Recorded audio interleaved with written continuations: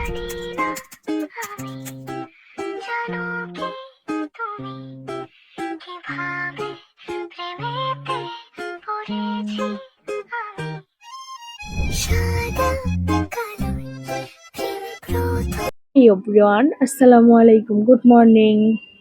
আমি খাদিজা আক্তার শাওন বলছি ঢাকা থেকে। আশা করি যে যেখানে আছেন আলহামদুলিল্লাহ সবাই ভালো আছেন এবং সুস্থ আছেন। আলহামদুলিল্লাহ আপনাদের সবার দয় আমরাও ভালো আছি এবং সুস্থ আছি। আর আমি কিন্তু প্রেমে পড়েছি। অবিশ্বাস্য না হলেও এটাই সত্যি কথা। কি ভাবছেন মহিলাটা বেশরম, নির্লজ্জ, প্রেমে পড়েছে সেটা আবার বলে? তাই না?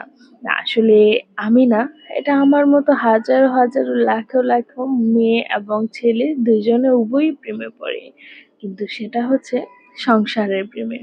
আলহামদুলিল্লাহ আমি সংসারের প্রেমে পড়েছি, তাই তো সকালে ঘুম ভাত দিয়ে নাস্তা রেডি করতে এসেছি।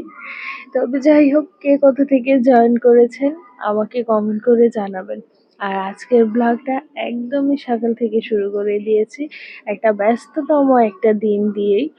তো সকালে ঘুম থেকে উঠেই বড় রানীর স্কুলের জন্য ডাক দিয়েছি। বড় রানী রেডি হচ্ছে আর আমি তৈরি করছি টিফিন। যেহেতু অনেকটাই লং টাইম, চেষ্টা করি আমি বাসা থেকে টিফিনটা দিয়ে দেওয়ার। আর টাকা দিয়ে দিলে দেখা যায় অনেক সময় টিফিন খেতে পারে, অনেক সময় খেতে পারে না, কারণ ক্যান্টিনে অনেক ভিড় থাকে। তো বড় রানীও বলে যে আম্মু আমাকে তুমি বাসা থেকে কিছু তৈরি করে দিও।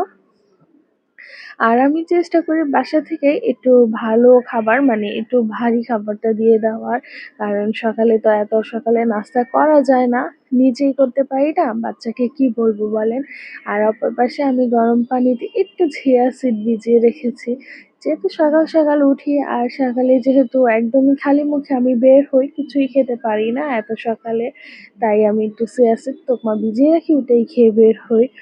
আর বড় রানীর জন্য টিফিন রেডি করছি। ছোট রানী কি করেছে, আর আমি যদি এভাবে একটু টিফিনের অল্প একটু ভাগ ছোট রানীকে দেই, খুবই খুশি হয়। ঘুম থেকে উঠেই যখন দেখবে যে টেবিলে ওর জন্য নাস্তা রেডি, এইরকম ভাবে টিফিনটা রেডি করে রাখছি, খুব বেশি খুশি হয়। আর অপর পাশে বড় রানীকে এখন চা দিচ্ছি। আপনারা বলবেন যে মেজারমেন্ট কাপ দিয়ে কেন চা নিয়েছি, আসলে পাতিলটা অনেক বড় ছিল।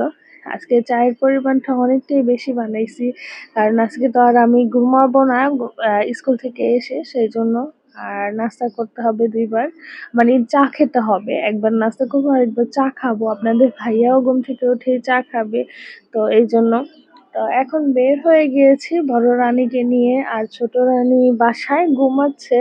তাহলে ভাইয়া আসছে, সেজন্য আর আমি মানে নিয়ে বের হই না সকালে। আহ যখন বড় রানীকে নিতে আসি ওই সময় বের হয়। আর সকালে ঘুম থেকে উঠে কিন্তু বাচ্চারা একটু মানে বের হতে চায় না, এই জন্য আমি আর ওকে সকালে ঘুম থেকে উঠাই না, যেহেতু অনেক রাত করে ঘুমায়, সেজন্য আর এতটাই করি না। তো বড় রানীকে বাসায় দিয়ে, সরি, স্কুলে দিয়ে এসে একটু রেস্ট নিয়েছি, একটু মোবাইলে কাজ করেছি। আমি নাস্তা করেছি, ছোট রানী নাস্তা করেছে। এখন আপনাদের ভাইয়াও উঠেছে, তো আমারও প্রায় ঘরের কাজ শেষ মোটামুটি। আর আপনাদের ভাইয়া যেহেতু একটু ব্যস্ত, বড় রানীকে আনা নেওয়া দুইটাই আবার করতে হয়। তো আমারই তো হিমশিম খেতে হয়, কিন্তু তাতে কোনো প্রবলেম হয় না।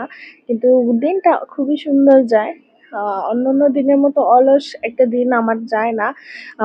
যখন বড় রানীকে আপনাদের ভাইয়া নিয়ে আসতে যায় ওই সময় একটা অলস সময় আমার কাটে, মানে সব কাজেই না অলসতা কাজ করে। তো এখন যেহেতু আমাকেই আনতে হবে, সেই জন্য আর অলসতাটা কাজ করে না।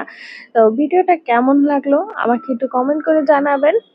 আর আজকে তো বেশি একটা কিছু আয়োজন করিনি, যেহেতু গতকালকে অনেক কিছু রান্না করেছি, সবকিছুই মোটামুটি রয়ে গিয়েছে। ওইগুলো মোটামুটি গরম করেছি আর হালকা পাতলা কিছু করেছি। ডাল আর করলা ভাজি আর হচ্ছে গিয়ে আপনার তিল্লি ভাজাটা আজকে করেছি। যাই হোক, সবকিছু গুছিয়ে টেবিলে রেখে বড় রানীকে নিতে আসলাম। আর আমি আসবো এখন কি সিগন্যাল ট্রেন এগুলো আসবে না, এটা তো কোনো কথাই হয় না।